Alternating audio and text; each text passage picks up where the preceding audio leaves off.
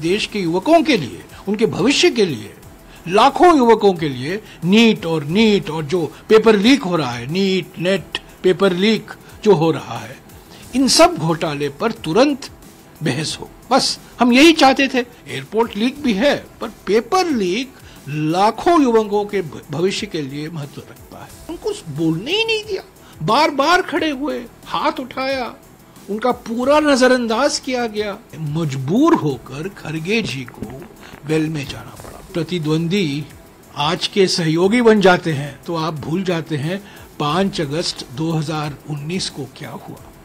देखिए क्यों वेल में जाना पड़ा नेता प्रतिपक्ष को। अरे इतने बुजुर्ग नेता हैं, वरिष्ठ नेता हैं, 50 साल का अनुभव है, बड़े सम्मानित व्यक्ति हैं, सभी राजनीतिक पद उन्होंने ग्रहण किया है राज्य में और केंद्र में, और उनको बोलने नहीं दिया जा रहा है। और खरगे जी क्या मांग कर रहे हैं?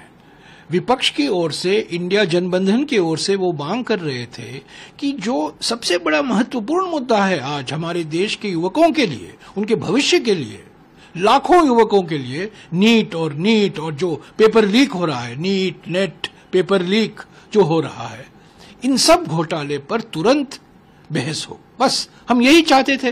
पहले बहस हो, 4-5 घंटे का बहस हो, सदस्य अपनी बात रखेंगे, अपनी मांग करेंगे, सरकार जवाब देगी, उसके बाद हम मोशन ऑफ थैंक्स पर चर्चा शुरू करेंगे।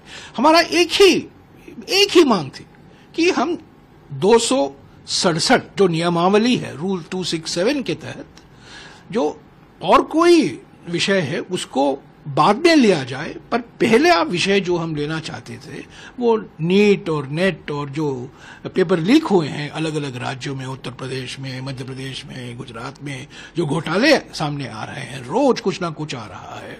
एयरपोर्ट लीक तो है, पर ये तो पेपर लीक और भी इससे महत्वपूर्ण है, बड़ा खतरनाक है।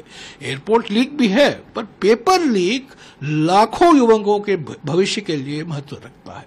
तो इन्होंने यही मांग रही, उनको बोलने ही नहीं दिया, बार बार खड़े हुए, हाथ उठाया, उनका पूरा नजरअंदाज किया गया और अंत में मजबूर होकर खरगे जी को वेल में जाना पड़ा। अभी कहा जा रहा है पहले कभी नहीं एलओपी आए थे वेल में। अरे याद रखिए क्या होता है।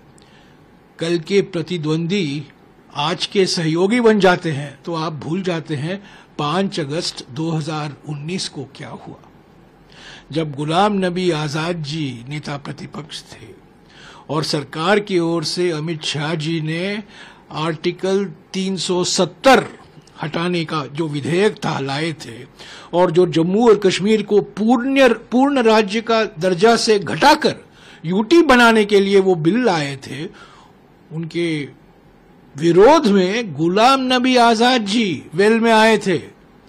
और जो स्टेप्स है ना, जो चेयरमैन बैठते हैं पुराने राज्यसभा में, जो 4 चेयरमैन बैठते हैं, वहां बैठ गए, वो वेल का एक हिस्सा है। और मुझे क्यों ऐसी इसकी जानकारी है? क्योंकि मैं उनके बगल में बैठा हुआ था 5 अगस्त 2019 को। ये मजबूर हो गए आज खरगे जी, बार बार हाथ उठाया, चिल्लाया, चेयरमैन साहब मुझे बोलने दीजिए, 2 मिनट का मौका दीजिए, 3 मिनट का मौका दीजिए। बिल्कुल नजरअंदाज किया गया।